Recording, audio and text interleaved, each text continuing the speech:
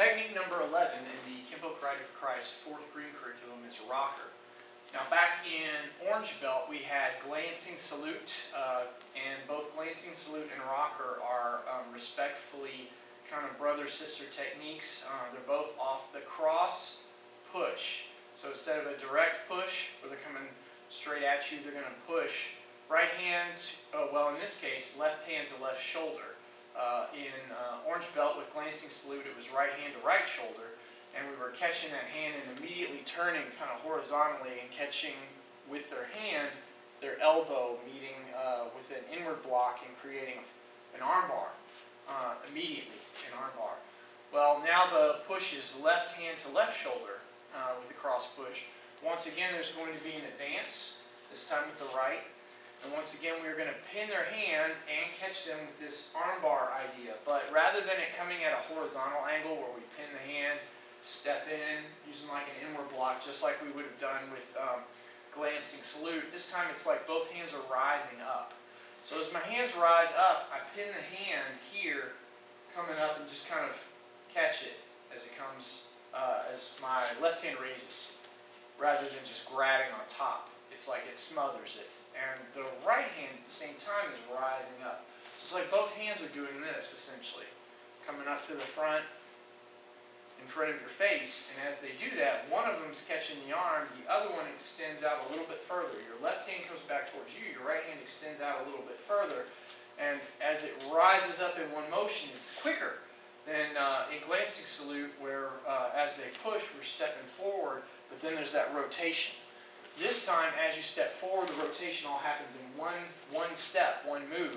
As the hands rise up, and you're pinning one hand, pinning with your left, and hyperextending the elbow with your right. An immediate arm bar is caught. Now from here, we're going to come back and catch that arm, and I'm going to pivot again to a forward bow, like we would do in glancing salute, but this time it's with an inward hand sword strike to the throat. But I don't want to lose the arm that you just hyperextended or that you just had in an arm bar, because we're going to come right back to that arm bar and actually use it this time. Whereas in glancing salute, once we've passed the arm, we just move it out of the way and go on to something else. This time we're going to come back to that arm bar and catch it. So you catch it, then you release it and come right back again. As you step forward with the right, both hands coming up, left hand catches their left palm, right hand catches that elbow, right behind their elbow, left elbow, hyperextending it. And I'm going to pin their left hand, with your left hand, pivot to a right forward bow and cross hand sword strike to the throat. Then come right back again. So go sword hand and back, quickly.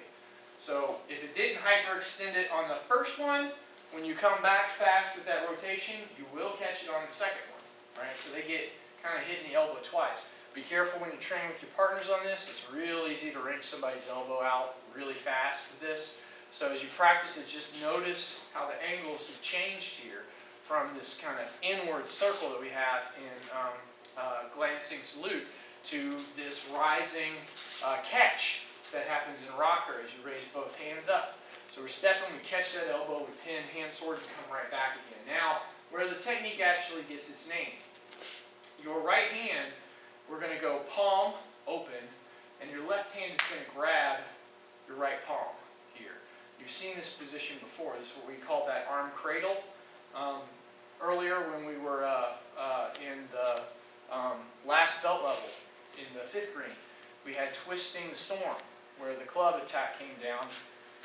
Your right foot was forward, you were cross arm, but as you folded it down, you hooked one arm behind the elbow and the other arm kind of came over the forearm, grabbing your own hand. That was the arm cradle position. Now we're reversed, right? We're not grabbing the left palm, we're grabbing the right palm. It's like you're pulling your fingers to stretch that hand here. And with the arm cradle, we would be on the inside of the elbow and draw the arm back, and then take a second step, dropping them on their back. But in this instance, when you come back and catch that arm cradle, you're on the outside of their elbow. You're on the back side. And it's another way to catch an arm bar lever, because the other hand, their left hand, is caught here in the bend of your left elbow. Your right elbow is braced on the back of theirs, and you've got a lot of leverage here using this arm cradle position. But now you're behind the elbow, setting an arm bar instead. So as you go to bend them over, this is where the technique gets its name. You kind of rock them down with your arms, bending them over with that arm bar, getting them top heavy.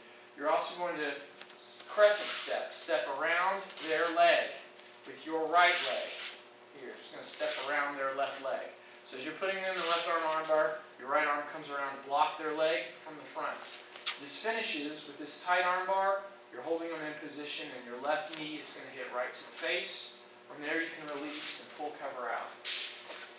All that together is rocker. So again, they're pushing, arms are raising up as you step forward, catching that arm bar. And then you pivot hands towards to the throat, come right back again. I set that reverse arm cradle, which is creating this arm bar. Bend them over with it. That's where you rock them down. And again, be careful with your partner because this puts a lot of strain on the elbow. Then knee to the face, full cover out. All the parts together. This is rocker. Comes back, down, knee, full cover out. One more time, technique number 11, rocker.